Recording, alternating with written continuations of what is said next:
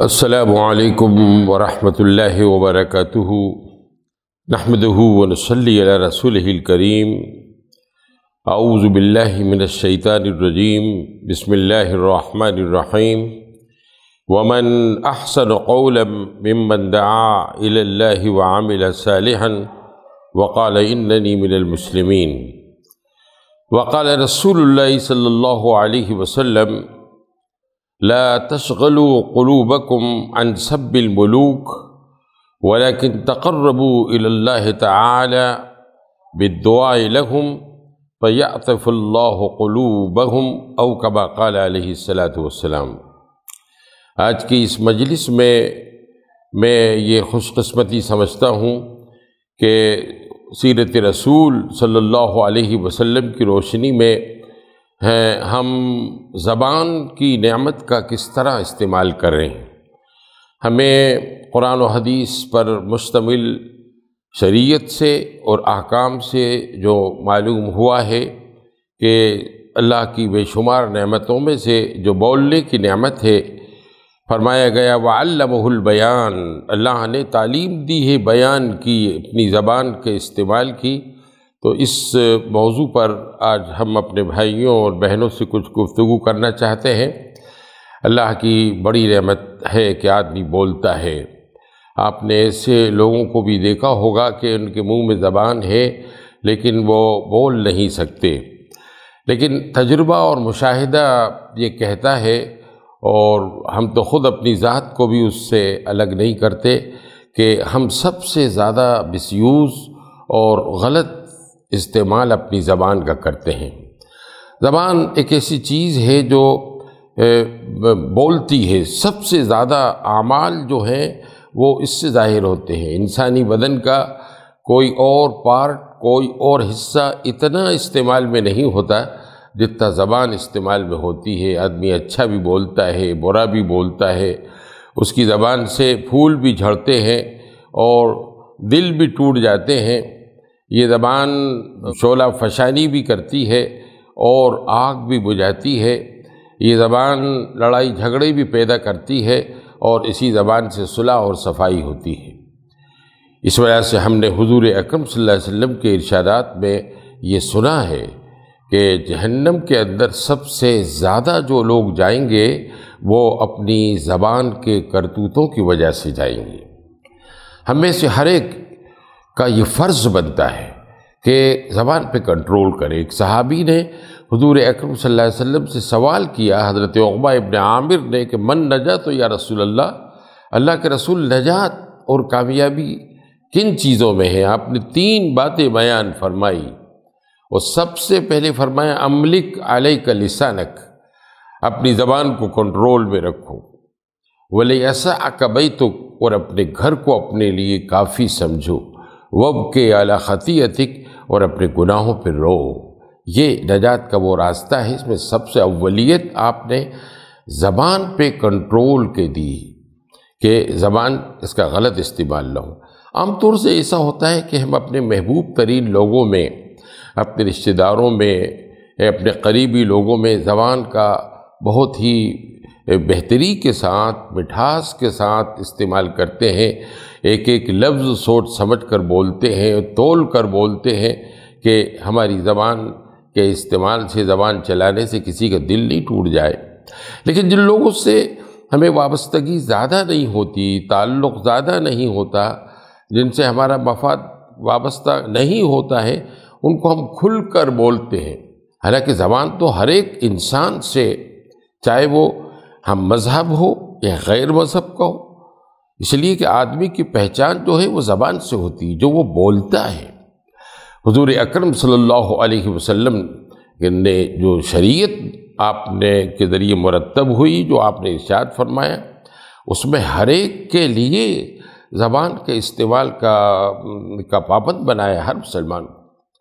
عام طور سے ایسا ہوتا ہے کہ ہر زمانے کے اندر جو وقت کے حکام ہوتے ہیں، جو رولر ہوتے ہیں، جو بادشاہ ہوتے ہیں، اور ضروری نہیں کہ ساری رعایا ان کے فیصلوں سے اور ان کے نظریات سے خوش ہو، اس لیے لوگ ہر کسی کے بارے میں کچھ بھی کہہ دیتے، اپنی زبانوں کا غلط استعمال کرتے ہیں۔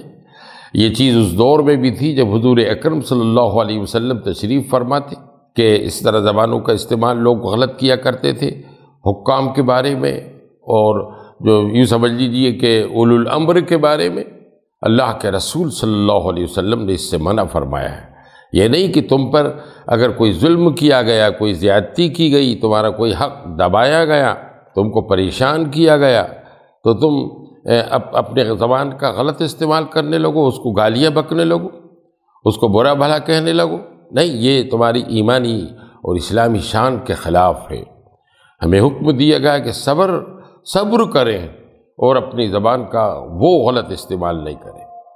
حضور اکرم صلی اللہ علیہ وسلم نے ارشاد فرمایا کہ اپنے زمانے کے بادشاہوں کو، اپنے زمانے کے حکام کو اور اولو الامر کو ان کو گالیاں مت دو، یہ ارشاد فرمایا۔ یہ ممکن ہے کہ ان حکام سے اور ان صاحب اقتدار لوگوں سے آپ کو تکلیف پہنچ سکتی ہے، آپ کا نقصان ہو سکتا ہے، آپ کی حق تلفی ہو سکتی ہے، لیکن شریعت یہ کہتی ہے، سیرت رسول یہ کہتی ہے کہ انہیں گالیاں مت دو۔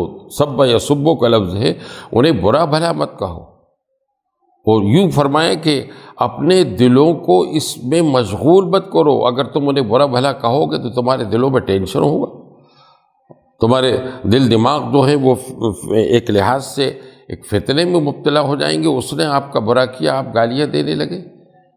حضور صلی اللہ علیہ وسلم نے فرمایا اپنے دلوں کو اس میں مشغول مت کرو، بلکہ کیا فرمائے، وَلَكِن تَقَرَّبُوا إِلَى اللَّهِ، اللہ سے قربت اختیار کرو۔ کس طرح؟ بِالدُّعَاءِ لَهُمْ، ان کے لیے دعائے خیر کرو۔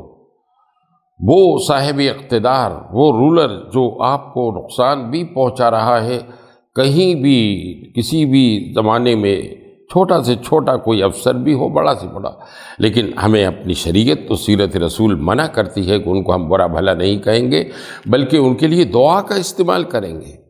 دعا کا فرمایا، دعائے لہم فرمایا، دعائے علیہم نہیں فرمایا، بد دعا کا استعمال نہیں کریں، ان کے لیے دعائے خیر کریں۔ اے اللہ ان کو سمجھ عطا فرما، اے اللہ وہ جو کچھ کر رہے ہیں غلط، خدا نخواستہ اگر غلط کریں اللہ ان سے باز رکھ دے۔ فرمایا اس کا نتیجہ کیا ہوگا؟ اس کا نتیجہ یہ ہوگا فَيَعْطِفُ اللَّهُ قُلُوبَهُمْ لَكُمْ، اللہ تعالیٰ ان کے دلوں کو تمہارے لیے مہربان کر دے گا۔ ایک طریقہ یہ ہے زبان کے استعمال کا کہ بجائے گالم گلوچ کے، بجائے برا کہنے کے، آپ ان کے لیے دعائے خیر کریں، ہدایت کی دعا کریں۔ اس سے اندازہ لگائیے کہ ہماری شریعت ہم سے کیا کہتی ہے۔ ایک اور حدیث میں حضور اکرم صلی اللہ علیہ وسلم فرمایا کہ کوئی آدمی اپنی زبان سے کوئی بات نکالتا ہے، کوئی کلمہ نکالتا ہے، اور وہ نہیں جانتا کہ یہ کہاں تک پہنچتا ہے۔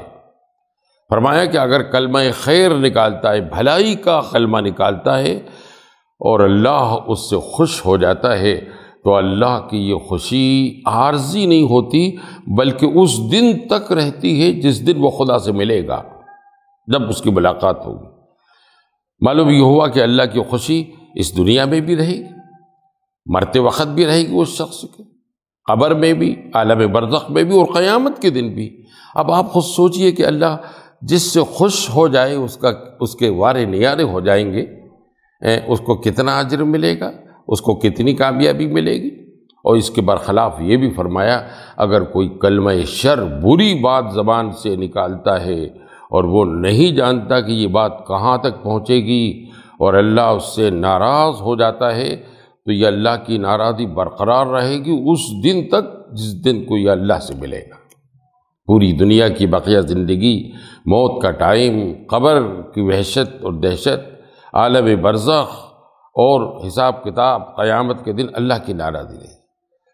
اس لیے یہ پابند کیا جاتا ہے کہ زبان کا استعمال ہم صحیح رکھیں، اور اس کی سب سے پہلی شروعات جو ہے ہمیں اپنے گھروں سے کرنا چاہیے۔ گھروں میں عام طور سے سب بے تکلف ہوتے ہیں، بعض ایسے رشتہ دار بھی ہوتے ہیں جن کا ہم حکم مانتے ہیں، بعض ایسے رشتہ دار بیوی بچے چھوٹے بھائی وہ ہوتے ہیں جو ہمارا حکم مانتے ہیں۔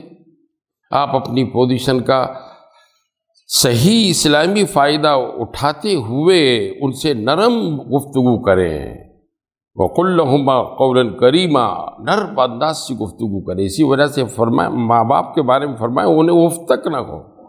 آپ کو یاد ہوگا کہ حضرت موسیٰ علیہ السلام کے زمانے میں فرعون ظالم بادشاہ تھا، وہ بچوں کو قتل کیے، اس نے عورتوں کو قید رکھتا تھا، مردوں کو قید رکھتا تھا۔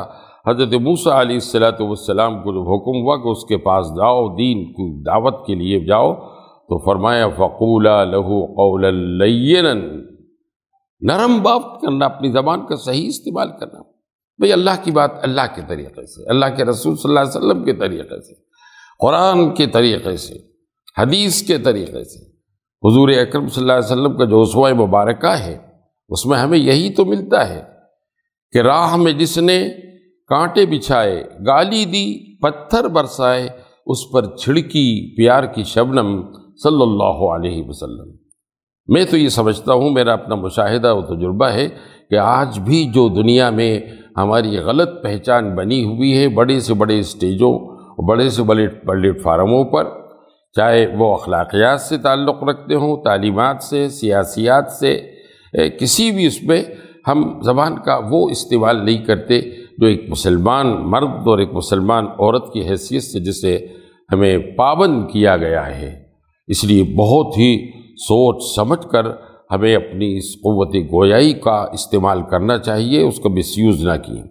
ایک شاعر نے بڑی اچھی بات کہی ہے، جو اس نے بہت پرانے انداز کا شاعر تھا لیکن بات پتے کی کہی ہے اس نے، جو زبان سے بات نکالیے ذرا سوچ کر ہی نکالیے، کبھی آ سکے گا نہ لوٹ کے جو کماں سے تیر نکل گیا۔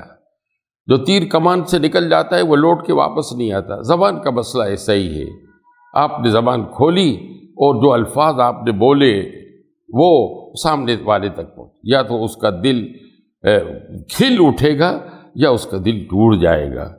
ہم اس حضور اکرم صلی اللہ علیہ وسلم کی تعلیمات کرنے کے لیے ہی اس امت میں پیدا کیے گئے ہیں، اور اس قوت گویائی کا، قوت بیان کا ہر جگہ استعمال کریں، چاہے ہمارے لیے خوشگوار ماحول ہو یا ناخوشگوار ماحول ہو۔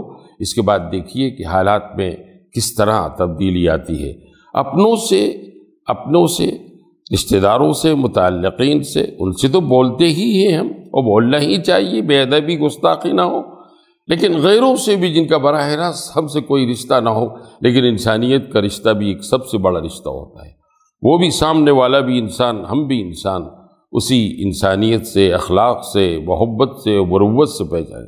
دیکھیے آخری بات یہ ہے کہ دو چیزیں ہمیشہ آدمی یاد رکھتا ہے، ایک تو وہ کہ اگر اسے آپ کی زبان سے کوئی تکلیف پہنچی ہے، کبھی نہیں بھولے گا وہ، ایک وہ کہ آپ کی زبان سے کوئی اچھی اور میٹھی بات اس نے سنی ہو، وہ بھی کبھی نہیں بھولے گا۔ اس لیے وہی ہے کہ جو بھی آپ بولیں اس کو پہلے تول لیں کہ یہ میرے دین کے مطابق ہے یا نہیں ہے۔ اس سے کہیں میرا خدا تو ناراض نہیں ہو رہا، میرا پیدا کرنے والا تو ناراض نہیں ہو رہا، کہیں یہ حضور اکرم صلی اللہ علیہ وسلم کو تکلیف پہنچانے والی بات تو نہیں ہے۔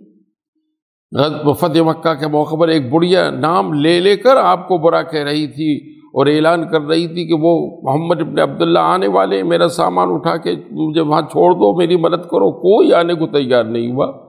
آپ نے جب آواز سنی، باوجود اس کے کہ آپ کو اس نے مدینہ جانے سے پہلے بھی بہت ستایا تھا اور بہت لاف زنی برائیاں کرتی تھی اور برا بھلا کہتی تھی، لیکن آپ نے اس کا سامان اپنے سر پہ اٹھایا اور اس کے مقام تک پہنچایا۔ وہ اس نے کہا بیٹا تم کون ہو؟ پھر آپ نے کہا میں ہی محمد ابن عبداللہ ہوں۔ یہ اس کی سامنے والے کی گالیوں کا جواب گالیوں سے نہیں دیا جائے گا بلکہ میٹھے بول سے دیا جائے گا۔ اللہ تعالی ہم سب کو عمل کرنے کی توفیق برحمت فرمائے۔